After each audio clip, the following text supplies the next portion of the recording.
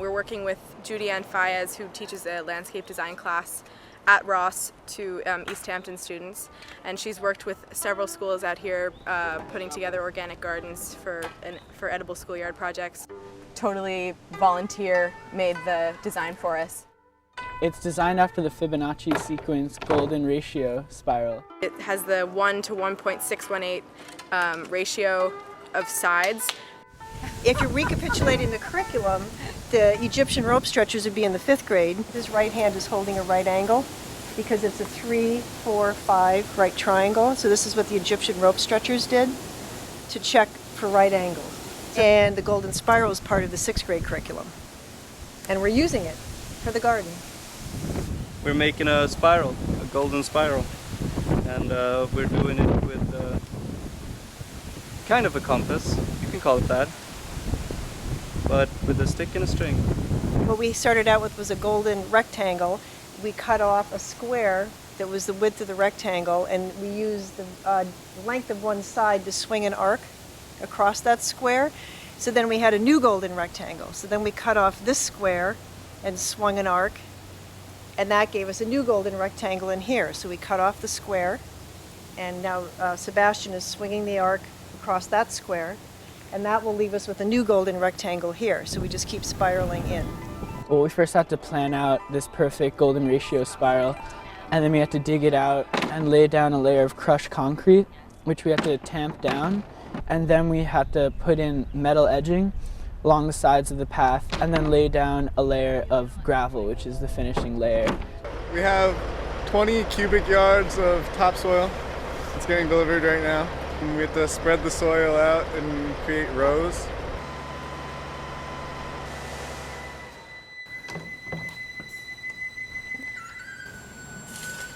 When I started working here during the winter, I started shaping the garden, shaping the path, and I felt really connected to the earth and our school even more so than I already am. We spend our days in the classroom learning about all these things, and in science, learning about how different agricultural systems have worked and functioned throughout history. And now to come out here and do something really hands-on, creating this actual garden, it makes it that much more meaningful. It's great to be outside and be working on something that you know is going to serve other people at Ross. It's sort of like being here, leaving some sort of legacy here for the other students to have and enjoy.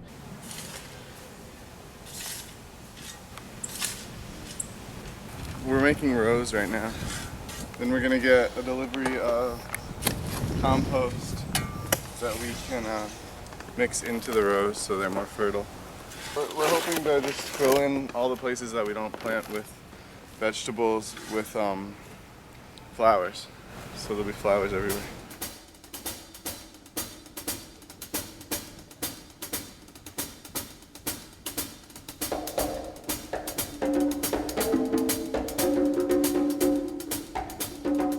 Currently, the two paid garden managers are myself and my friend Gabby. So today we harvested some heads of lettuce. We are camp counselors, so we work here all day, and then in the afternoons we have campers. Well, the thing that I've learned a lot about gardening since I've been working in here is that it's a new forum for community and connecting and learning that is really new to basically everyone that gets involved. So no one is competitive, everyone's just really trying to reach the same goal together, and there's a lot more teamwork than I've ever experienced, even in a classroom where there's like sort of roles that people have already adopted, or on a playing field where the more athletic kids will do better and then excel. So it's really a very different context for learning. Weeding one part of the garden, spreading newspaper through the rows so we can prevent weeds. And once you get that concept and you kind of just get into the rhythm of things, everyone works together, and we have usually between 15 and 20 campers at a time, and they've got a lot of energy. Kids will really, really understand very quickly what you're talking about because it's all in front of them and they have a kind of tangible experience of it. So it's not abstract, it's not like difficult. Makes complex things really understandable because they're very apparent. Drift seeds float on ocean currents from one shore to another. They have enough air inside to keep them afloat. But how can a seed move? I want to see it myself.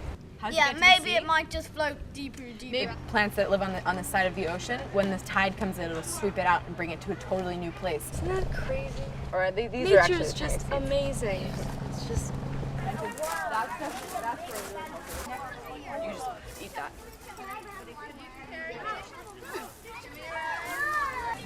And pretty soon this will keep growing. These are garlic chives, and those are chives. Like lemon balm. It's a yellow. Yeah. Right now we have tomatillos, we have ground cherries, which are both similar, kind of like sweet husked tomato sort of berries. We have eggplants growing, we have corn we just planted today, we have tomatoes, we have lettuce. Here we have some artichokes. We have some eggplants, some of which have been attacked by some sort of mysterious bug. We have like some corn over there, and we have some peppers over there. The peppers, I love the peppers. I love their colors and everything. I really like it because there's all sorts of different things here, and it's all food. I just love looking at different things because it's really pretty and it's a peaceful environment. I love doing the activities here. I like being with my friends. I love the food here.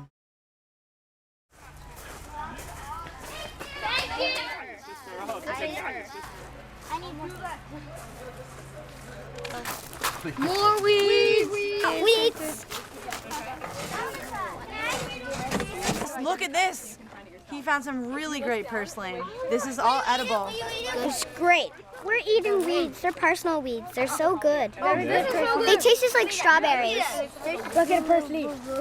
Very good. Tastes like strawberries. I'm learning so much and I love having the kids here, and it's really great to dissuade them from thinking that bees are the enemy of the world. I know that bees pollinate flowers and they will not sting you if you don't bother them. Gabby did a whole tutorial about bees and bee ecology, and it was really great. She really captivated their attention, I think. There's the worker bumblebee, drone bumblebee, and the queen bee. But just don't mess with the queen bee, otherwise all the other bees will come and sting you. It's really, really cool. And actually, once a camper, we said, so what do you need to grow a garden? And everyone was talking about light and love and things like that. And then one person was like, ladybugs. And I said, what do ladybugs do? Another kid. And he was like, they eat the aphids.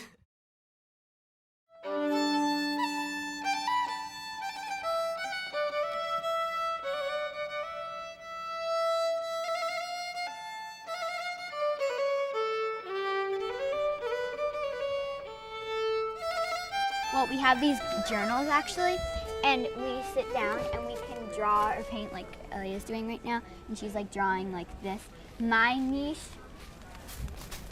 is right here, and I sit in between these, right here, and I just paint, and I really like my spot because there's these little tomatillos, and you just open that up, and then you eat it. It's like that. They're so good. And I could just eat them all day. I like noticing the leaves and stuff. And also, these leaves have different colors in them, but it's just kind of hard to see. The vein is purple, and there's yellow in this, and green, and dark green, and light green. We've been planting seeds, a bunch of flowers. I planted lavender. I would very much like to grow a lot of lavender because the bees can pollinate that the most. If we plant lavender there, the bees come and then they see all the other flowers and then they pollinate that, and it goes on and on. It's very organic. I don't think they use a lot of chemicals to make these things grow. The only chemicals they use are H2O. We need plants because they give out oxygen and we give them carbon dioxide. We need them as they need us. Obviously, connecting to your food is a really big issue. Just understanding where your food comes from and that it's a new way of looking at passage of time, and having regional, organic, seasonal, sustainable food may seem like one thing in the cafe when you're being served it, but when you really understand what your food is derived from and how long it takes to grow and what it takes to grow and how complicated it is to grow something and how it really is, you know, not as easy as you may just assume. It's really interesting to have kids like work really hard to plant something and then kind of leave it up to chance to see whether it will actually produce